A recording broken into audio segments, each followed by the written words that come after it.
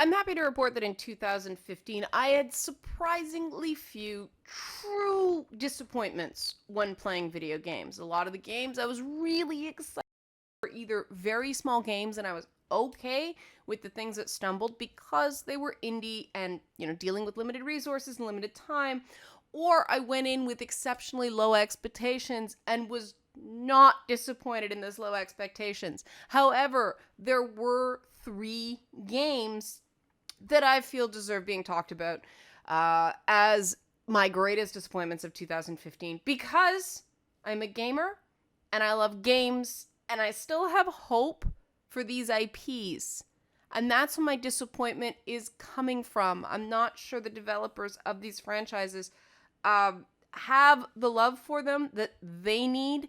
And all these three games are disappointing to me because of the cynical business decisions that led to mediocre end products. And I don't mean to throw shade on any of the developers that worked on these. They worked hard, but they're working in shackles. So my hope is that by discussing my disappointments in these three titles, that it will empower the developers who I know care about their work to be able to be, more free from the publishers that I believe are putting these constraints on them to actually make good product instead of overwhelmingly mediocre product. So in that spirit, let's move on.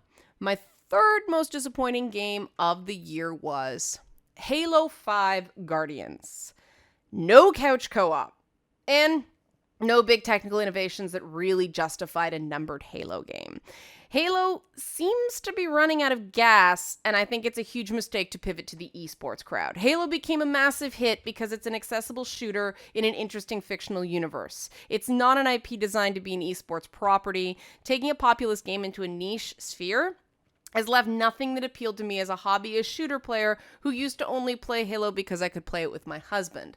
While I understand the business thinking in throwing out things like couch co-op and a really great, multiplayer living room experience for things like 60 frames per second, I think in the long run, it damaged the enjoyment of the people that made this game a success. And those aren't professional esport players. Those are weekend warrior shooter players who just want to have fun with their friends. My second biggest disappointment of 2015 was Fallout 4, because it was Fallout 3 with building tools that didn't work terribly well. It was buggy as anything. It didn't look significantly different in switching from, Washington to Boston. And all it did was take Fallout 3 and build up. And despite myself, despite trying to go in with low expectations to this game, I still got my hopes up that it would have semblance of those great interplay Fallout games, because Fallout New Vegas gave me hope that Bethesda could still get it right.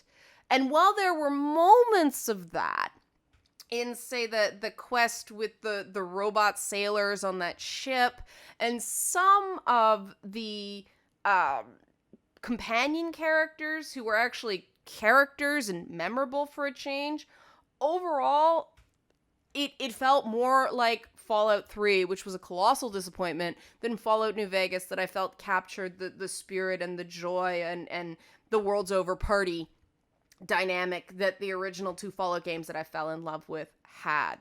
And the other thing that Fallout 4 reminded me of is that if a game doesn't have a playable demo at E3, it's in all likelihood hiding serious flaws. And I think that the lack of innovation, the huge number of bugs, and I'm not just talking like funny character spawn things where things are stuck in walls. I'm talking about quests that don't work,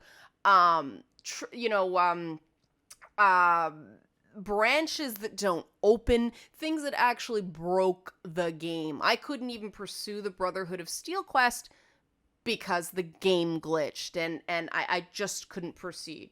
So exceptionally disappointing, and message to developers: have that game playable. If we're gonna play your builder function that you're hyping up and saying, "Oh, it's, mods, we can make this thing."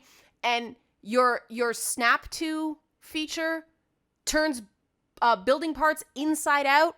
That means your game isn't ready to be released. Maybe they pushed up the release of this game because of the leak, but it just seems like lazy development on the part of Bethesda, and they are given passes that other developers don't get, and it's resulting in mediocre product.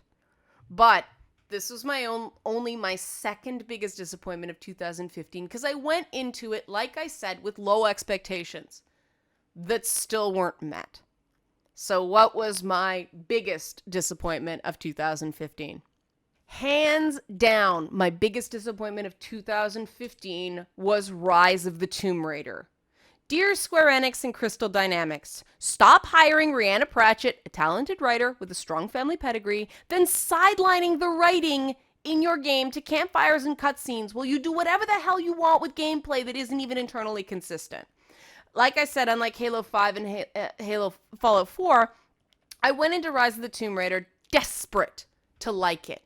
I love the Crystal Dynamic Tomb Raider games, like blanking on the names now, Legend and Underworld and things like that. I loved those old games. I understand that they do not sell as well as games need to in 2015. So I am prepared for some changes. But I'm not prepared for an absolute cipher of a character that Lara Croft has become. And that's not because of the writing. Rihanna Pratchett's a good writer who's shown time and again she can write well when she's allowed to write. The problem is Rise of the Tomb Raider was designed with gameplay and story to be completely separate entities. And maybe that wasn't the intent, but that's the way it turned out. The end result was it was a hot mess of a game that had some great moments, but lacked a soul, even though it had admittedly great graphics. And that makes it hands down my biggest disappointment of 2015. Please, please, please do better with Lara Croft.